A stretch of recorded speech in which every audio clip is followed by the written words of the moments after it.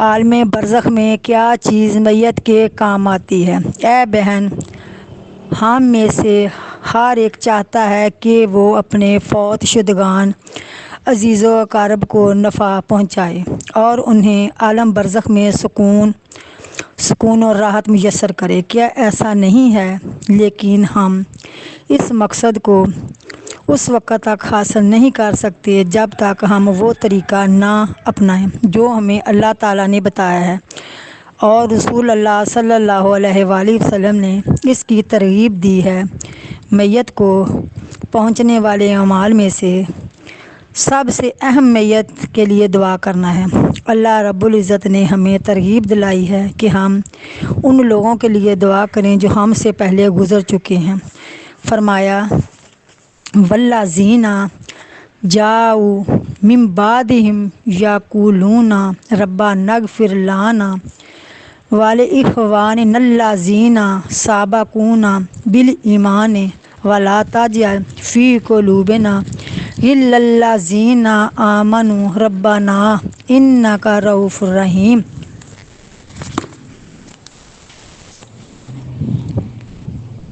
اور ان لوگوں کے لیے کامیابی ہے جو ان کے بعد آئیں، جو کہیں گے کہ اے ہمارے پروردگار، ہمیں بخش دے اور ہمارے ان بھائیوں کو بھی جو ہم سے پہلے ایمان لا چکے ہیں، اور ایمانداروں کی طرف سے ہمارے دل میں کینہ نہ ڈال۔ اے ہمارے رب، بے شک تو شفقت اور مہربانی کرنے والا ہے۔ زندہ لوگوں کی طرف سے مردوں کے لیے جو صدقات نفع بخش ہیں، ان میں سے صدقہ جاریہ اور علم نافع بھی ہیں۔ حضرت ابو ہریرہ رضی اللہ عنہ فرماتے ہیں کہ اللہ کے رسول صلی اللہ علیہ وآلہ وسلم نے فرمایا، جب انسان مر جاتا ہے تو اس کے عملوں کا سلسلہ ختم ہو جاتا ہے سوائے 3 عملوں کے جو کہ درج ذیل ہیں۔ نمبر 1 صدقہ جاریہ، نمبر 2 علم نافع، نمبر 3 نیک اولاد جو دعا کرے۔ مذکورہ بالا حدیث سے واضح ہوتا ہے کہ میت کو قبر میں اس علم نافع سے فائدہ پہنچتا ہے جیسے وہ لوگوں میں اس حالت میں چھوڑ کر گیا کہ اسے پڑھا جا رہا تھا، سنا جا رہا تھا، اس کے مطابق عمل ہو رہا تھا۔ اس حدیث سے یہ بھی پتہ چلتا ہے کہ بلائی کے کاموں پر خرچ کرنا جائز اور مستحب ہے۔ صدقہ جاریہ سے یہی مراد ہے۔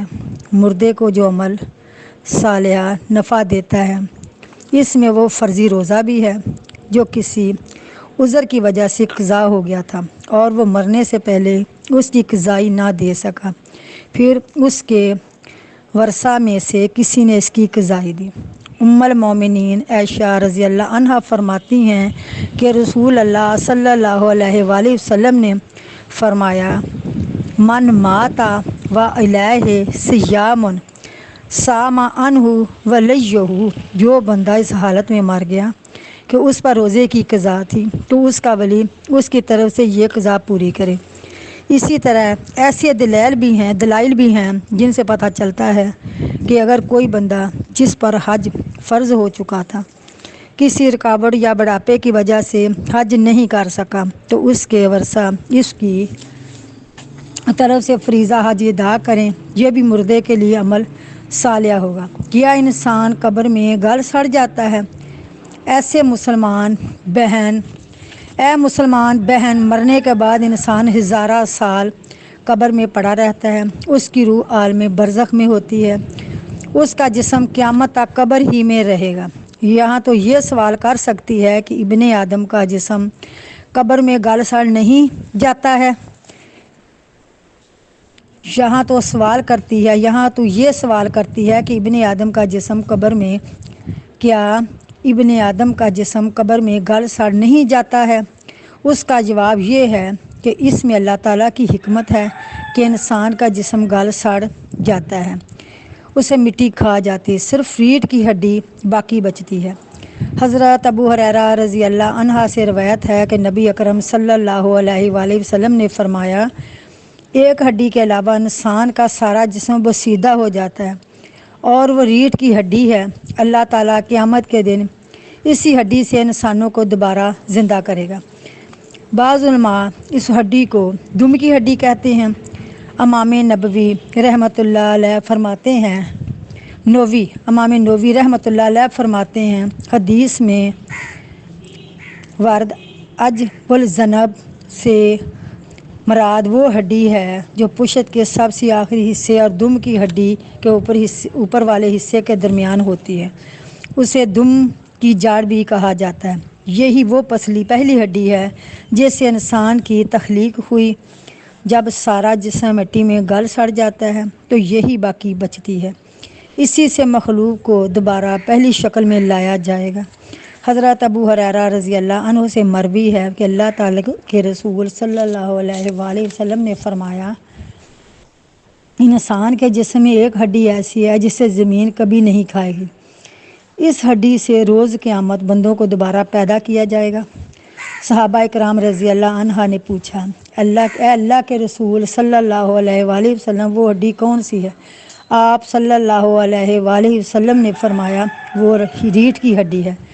مٹی میں اجسام کا گل سڑ جانا عام ہے، البتہ انبیاء کرام کے اجسام کی تخصیص کی گئی ہے کیونکہ اللہ تعالیٰ نے زمین پر حرام کر دیا ہے کہ وہ انبیاء کے جسم کھائے۔ نبی اکرم صلی اللہ علیہ وآلہ وسلم نے ریڑھ کی ہڈی کے نہ گلنے کی یہ وجہ بتائی ہے کہ جس طرح دیوار کی بنیاد اینٹ سے ہے، بھی ایسے ہی جسم کی بنیاد ریڑھ کی ہڈی ہے۔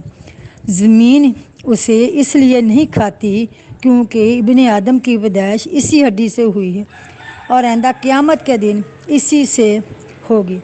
ابن عقیل حنبلی رحمۃ اللہ علیہ فرماتے ہیں، اس ہڈی کو بسیدہ نہ کرنے میں اللہ تعالیٰ کی کوئی حکمت ہی پوشیدہ ہے، کیونکہ جب وہ آدم کو عدم سے وجود بخش سکتا ہے تو پھر وہ اسے دوبارہ پیدا کرنے میں کسی چیز کا محتاج کیسے ہو سکتا ہے؟ اس ہڈی کو صحیح سلامت رکھنے میں یہ احتمال بھی ہو سکتا ہے کہ فرشتوں کو علم ہو جائے کہ کل قیامت کو ہر انسان اپنے جو ہر مادے ریڑھ کی ہڈی سے پیدا ہوگا اور ہر روح کو اسی کے جسم میں لوٹایا جائے گا۔ اگر یہ ہڈی بھی گل سڑ جاتی تو فرشتوں کے ذہن میں یہ خیال آ سکتا تھا کہ ارواح نئے اجسام کی طرح لوٹائی گئی ہیں تاکہ پہلے مردہ اجسام کی طرح۔ کیا قبر میں بچوں کا امتحان ہوتا ہے؟ اے بہن، یہ ایک علمی مسئلہ ہے، ضروری ہے کہ ہر مسلمان عورت کو اس مسئلے کی سمجھ بوجھ ہو۔ حضرت ابو ہریرہ رضی اللہ عنہ جب کبھی چھوٹے بچے کی نماز جنازہ پڑھاتے تو اس کے لیے عذاب قبر، اس کی سختیوں سے نجات کی دعا مانگتے۔ حضرت سعید بن مسیب رضی اللہ عنہ تو یہاں تک بتاتے ہیں کہ اگر ابو ہریرہ رضی اللہ عنہ کسی نوابزادہ بچے جس نے کوئی غلطی بھی نہیں کی ہوتی کی نماز جنازہ بھی پڑھاتے تو فرماتے، اللہم اجرہ من عذاب القبر، اللہم کہ ہی فتنات القبری، اے اللہ اسے عذاب قبر سے نجات دے، اے اللہ اسے قبر کی آزمائشوں سے محفوظ رکھ۔ علماء کرام کہتے ہیں، ہو سکتا ہے کہ سیدنا ابو ہریرہ رضی اللہ عنہ نے نبی اکرم صلی اللہ علیہ وآلہ وسلم سے سنا ہو کہ عذاب قبر ہر چھوٹے بڑے کو ہوتا ہے اور قبر کی آزمائش کسی چھوٹے بچے سے صرف اس وجہ سے ختم نہیں ہوتی کہ وہ اتنا بھی مکلف نہیں، کیونکہ اللہ تعالیٰ جو چاہتا ہے وہ کرتا ہے۔ امام قرطبی رحمۃ اللہ علیہ فرماتے ہیں، اگر لوگ سوال کریں کہ تمہارے نزدیک چھوٹے بچے کا کیا حکم ہے، کیا اس کا امتحان ہوگا، تو ہمارا جواب یہ ہے کہ اس کا حکم بالغ مرد جیسا ہی ہے۔ امتحان سوال جواب کے وقت اللہ تعالیٰ بچہ کو مکمل سمجھ عطا فرما دیتا تاکہ وہ اپنی نیک بختی کا درجہ پہچان سکے۔ اسی طرح اللہ تعالیٰ فرشتوں کے سوال کا جواب اس کے دل میں ڈال دیتا ہے۔ احادیث و آثار کے ظاہری مفہوم کا تقاضا بھی یہی ہے۔ سلف صالحین سے یہ بات منقول ہے کہ قبر بچے کو بھی اسی طرح دباتی ہے جس طرح بڑوں کو دباتی ہے۔ شیخ الاسلام ابن تیمیہ رحمۃ اللہ علیہ سے سوال کیا گیا کہ جب کوئی بچہ فوت ہوتا ہے تو قبر میں اس کا امتحان سوال جواب ہوتا ہے۔ آپ رحمۃ اللہ علیہ نے جواب دیا، ہنبلی مذہب کے مطابق اس میں 2 قول ہیں۔ ایک قول یہ ہے کہ اس کا امتحان نہیں ہوتا، کیونکہ امتحان تو اس بندے کا ہوتا ہے جو دنیا میں مکلف ہو۔ ایک گروہ اس قول کا قائل ہے جس میں قاضی ابو یعلا رحمۃ اللہ علیہ ابن عقیل رحمۃ اللہ علیہ بھی ہیں، جبکہ دوسرا قول یہ ہے کہ اس کا بھی امتحان ہوتا ہے۔ ابو حکیم حمدانی اور ابو الحسن بن عبدوس کا یہ قول ہے۔ اصحاب شافعی سے بھی یہی منقول ہے۔ رہا یہ مسئلہ کہ فرشتوں کے سوال کا جواب دینے کے لیے بچے کے دل میں اللہ تعالیٰ کی طرف سے کچھ ڈالا جاتا ہے یا نہیں، اس کا جواب یہ ہے کہ جو بندہ یہ کہتا ہے کہ قبر میں بچے کا امتحان ہوگا تو اس کے نزدیک اس کے دل میں سوال کا جواب بھی ڈالا جاتا ہے، اور جو کہتا ہے کہ امتحان نہیں ہوگا تو اس کے نزدیک تلقین کا سوال ہی پیدا نہیں ہوتا ہے۔ حضرت ابو ہریرہ رضی اللہ عنہ فرماتے ہیں کہ اللہ کے رسول صلی اللہ علیہ وآلہ وسلم نے ایک بچے کی نماز جنازہ پڑھائی۔ آپ صلی اللہ علیہ وسلم نے یہ دعا مانگی، اللہم آکے ہی عذاب القبری و فتنات القبری، اے اللہ اس بچے کو عذاب قبر اور قبر کے فتنوں سے بچا لے۔ مذکورہ بات ان لوگوں کے قول کے موافق ہے جن کا کہنا ہے کہ آخرت میں چھوٹے بچوں کا امتحان ہوگا اور وہ مکلف ہوں گے۔ اکثر اہل علم کا بھی یہی قول ہے۔ ابو الحسن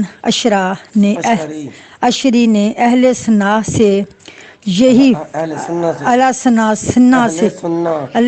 سے بھی یہی بات نقل کی ہے اور خود بھی اسی کو اختیار کیا ہے۔ نیز امام احمد رحمۃ اللہ علیہ کے دلال کا تقاضا بھی یہی ہے۔ واللہ عالم بالصواب۔ امام سیوطی رحمۃ اللہ علیہ اپنے رسالہ رقم 53 ہیں، قبر میں منکر نکیر ہر بندے سے سوال کریں گے یا کوئی اس سے مستثنا بھی ہے؟ نیز کیا بچوں سے بھی سوال جواب ہوگا؟ مذکورہ سوال کے جواب میں امام رحمۃ اللہ علیہ فرماتے ہیں، منکر نکیر ہر بندے سے سوال نہیں کریں گے بلکہ شہید اس سے مستثنا ہے۔ حدیث مبارک میں آتا ہے کہ نبی اکرم صلی اللہ علیہ وآلہ وسلم سے سوال کیا گیا، کیا قبر میں شہید کا امتحان ہوگا؟ آپ صلی اللہ علیہ وآلہ وسلم نے فرمایا، ان کے لیے میدان جنگ میں ان کے سروں پر چمکتی ہوئی تلواروں کی آزمائش ہی کافی ہے۔ امام قرطبی رحمۃ اللہ علیہ نے اپنی کتاب التذکرہ میں حکیم ترمذی کے حوالہ سے کچھ نقل کیا ہے کہ جس کا لباب یہ ہے، اگر شہید کے دل میں نفاق ہوتا تو وہ لڑائی کے وقت تلواروں کی چمک دیکھ کر ہی بھاگ جاتا ہے، کیونکہ منافق کی خصوصیت ہی یہی ہے کہ وہ ایسے وقت میں بھاگ جاتا ہے جب کہ مومن بندہ ایسے موقع پر فراخ دلی کا مظاہرہ کرتا ہے اور حالات کے پیش نظر سر تسلیم خم ہوتا ہے۔ اب جب مارکا کارزار میں اس کے نفس کی سچائی ظاہر ہوگی تب قبر میں اس کا دوبارہ امتحان نہیں لیا جائے گا۔ امام قرطبی رحمۃ اللہ علیہ مزید فرماتے ہیں، جب شہید کی آزمائش نہیں ہوگی تب صدیقین کو بالا ولی نہیں بالاولا نہیں آزمایا جائے گا، کیونکہ اس کی قدر و منزلت تو شہید سے بھی زیادہ ہے۔ ان کے علاوہ درج ذیل بندے بھی سوال و جواب سے مستثنا ہیں۔ نمبر 3 لشکر کا اسلام کا پہرا دینے والا۔ نمبر 4 پیٹ کی بیماری سے مرنے والا۔ نمبر 5 ثواب کی نیت سے طاعون زدہ علاقے میں ثابت قدم رہنے والا، اگرچہ اس کی موت طاعون کے علاوہ کسی اور بیماری سے ہی کیوں نہ ہو۔ نمبر 6 حافظ ابن حجر نے بازل المعون میں تصریح کی ہے کہ زیادہ صحیح قول کے مطابق بچے بھی مستثنا ہیں وآخر دعوانا الحمد للہ رب العالمین۔